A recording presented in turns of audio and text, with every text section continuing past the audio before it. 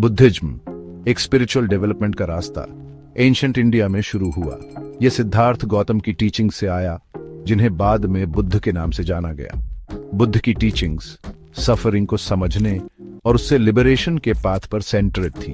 उन्होंने सिखाया कि ये path ethical conduct, mental discipline और विजडम से मिल सकता है। प्रिविलेज वाली लाइफ में जन्मे सिद्धार्थ गौतम ने इवेंचुअली वर्ल्डली कंफर्ट्स को त्याग दिया। उन्होंने मटेरियल पोजेशंस और सोसाइटल एक्सपेक्टेशंस से परे लाइफ का डीपर मीनिंग खोजा। एनलाइटनमेंट की उनकी क्वेस्ट ने उन्हें अपने टाइम के वेरियस स्पिरिचुअल प्रैक्टिसेस और फिलॉसफीज एक्सप्लोर करने के लिए प्रेरित किया। इंटेंस मेडिटेशन और इंट्रोस्पेक्शन के थ्रू सिद्धार्थ गौतम ने एक बोधि ट्री के नीचे एनलाइटनमेंट प्राप्त की। इस पिवटल मोमेंट ने बुद्धिज्म के बर्थ को मार्क किया। बुद्ध की टीचिंग्स ने हर वर्ग के लोगों को डीपली प्रभावित किया, सोशल बैरियर्स को पार करते हुए, और इंडियन सबकॉन्टिनेंट से बहुत दूर तक फैली। सिद्धार्थ गौतम का जन्म 6ठी शताब्दी ईसा पूर्व में लुम्बिनी, नेपाल में हुआ था। उन्होंने एक राजकुमार के रूप में लक्ष्यूरी की लाइफ जी, दुनिया की हार्श रियलिटीज से शील्डेड।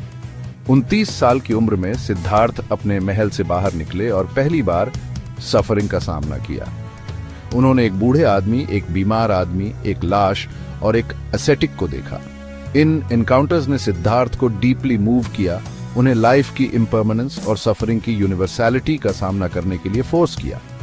उन्होंने रियलाइज किया कि मटेरियल वेल्थ और वर्ल्डली प्लेजर्स अल्टीमेटली फ्लीटिंग थे और लास्टिंग हैप्पीनेस नहीं दे सकते थे। सफरिंग से बाहर निकलने का रास्ता खोजने के लिए डिटरमिन्ड सिद्धार्थ ने अपने प्रिंसली लाइफ को त्याग दिया और एक स्पिरिचुअल क्वेस्ट शुरू की। 6 साल तक उन्होंने रिगरस एसेटिसिज्म का प्रैक्टिस किया, खुद को एक्सट्रीम डिप्रिवेशन और हार्डशिप के अधीन किया। हालांकि उन्होंने पाया कि इस एक्सट्रीम पाथ से एनलाइटनमेंट नहीं मिली। उन्होंने अल्टीमेटली एसेटिसिज्म को छोड़ दिया और मॉडरेशन के पाथ को अपनाया, जिसे मिडिल वे कहा जाता है। बुद्धिज्म के सेंटर में 4 आर्य सत्य हैं जो बुद्ध की टीचिंग्स के एसेंस को एनकैप्सुलेट करते हैं।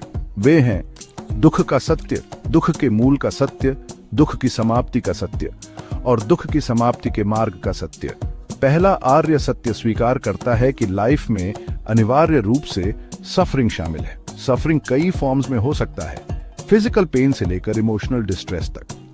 दूसरा आर्य सत्य सफरिंग के रूट को अटैचमेंट और क्रेविंग के रूप में आइडेंटिफाई करता है। हम उन चीजों को क्रेव करते हैं जिनके बारे में हमें लगता है कि वे हमें हैप्पीनेस लाएंगी, लेकिन ये डिजायर्स अल्टीमेटली डिससैटिस्फैक्शन और सफरिंग का कारण बनती है। तीसरा आर्य सत्य यह कहकर होप देता है कि सफरिंग को ओवरकम किया जा सकता है।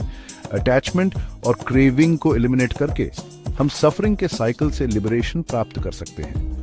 चौथा आर्य सत्य लिबरेशन के पाथ को आउटलाइन करता है, जिसे अष्टांगिक मार्ग कहा जाता है।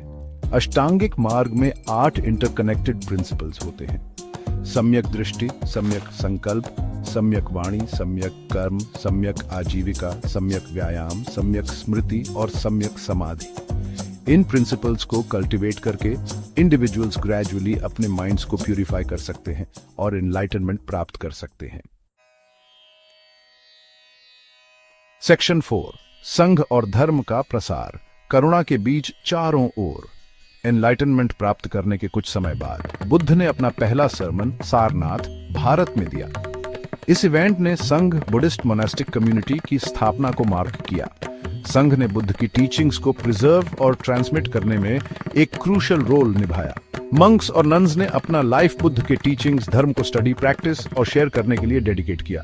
जैसे जैसे बुद्धिज्म की पॉपुलैरिटी बढ़ी, संघ का तेजी से विस्तार हुआ, सोसाइटी के सभी स्ट्राटा के फॉलोअर्स को अट्रैक्ट किया। पूरे भारत में मोनेस्टेरीज एस्टैब्लिश किए गए जो लर्निंग, मेडिटेशन और कम्युनिटी सर्विस के सेंटर्स के रूप में काम करते थे। बुद्ध ने खुद एक्सटेंसिवली ट्रैवल किया, हर वर्ग के लोगों के साथ अपनी टीचिंग्स शेयर की। 3री शताब्दी ईसा पूर्व में सम्राट अशोक का बुद्धिज्म में कन्वर्जन बुद्धिज्म के इंडिया से बाहर स्प्रेड होने में एक पिवटल रोल निभाया। पीस और कंपैशन के बुद्ध के मैसेज से इंस्पायर्ड होकर अशोक ने मिशनरीज को एशिया के विभिन्न पार्ट्स में भेजा, जिनमें श्रीलंका, दक्षिण पूर्व एशिया और मध्य एशिया शामिल है। ये मिशनरीज अपने साथ बुद्ध की टीचिंग्स लेकर गए और इन न्यू लैंड्स में बुद्धिज्म एस्टैब्लिश करने में हेल्प की। सेक्शन 5 विचारधाराएं, बोधि वृक्ष की शाखाएं। सदियों से बुद्धिज्म विभिन्न स्कूल्स ऑफ थॉट में इवॉल्व हुआ, प्रत्येक की अपनी इंटरप्रिटेशंस और प्रैक्टिसेस के साथ। ये स्कूल्स बुद्धिज्म के फंडामेंटल टेनेट्स को शेयर करते हुए डिस्टिंक्ट फिलोसॉफिकल पर्सपेक्टिव्स और मेडिटेशन टेक्निक्स डेवलप किए। बुद्धिज्म की दो मेजर ब्रांचेस सामने आईं, थेरवाद बुद्धिज्म और महायान बुद्धिज्म। थेरवाद बुद्धिज्म, जिसका अर्थ है बड़ों का मार्ग, मेडिटेशन और बुद्ध की टीचिंग्स के स्ट्रिक्ट एडहेरेंस के थ्रू इंडिविजुअल एनलाइटनमेंट पर जोर देता है। इसे बुद्धिज्म का ओल्डेस्ट सर्वाइविंग स्कूल माना जाता है और यह श्रीलंका, म्यांमार, थाईलैंड, कंबोडिया और लाओस में प्रेवलेंट है।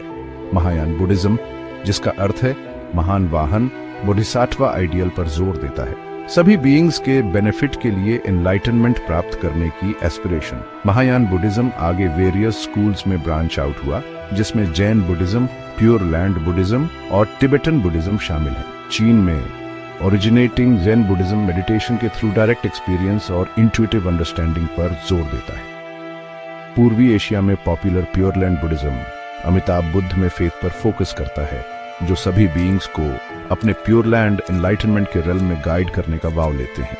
तिब्बत, नेपाल, भूटान और भारत के कुछ हिस्सों में प्रेवलेंट तिब्बतन बुद्धिज्म तंत्र के एलिमेंट्स को इनकॉर्पोरेट करता है, एसोटेरिक प्रैक्टिसेस जिसका उद्देश्य एनलाइटनमेंट को और तेजी से प्राप्त करना है। अपने डिफरेंसेस के बावजूद बुद्धिज्म के सभी स्कूल सफरिंग से बीइंग्स को लिबरेट करने और विजडम और कंपैशन को कल्टीवेट करने के फंडामेंटल गोल को शेयर करते हैं।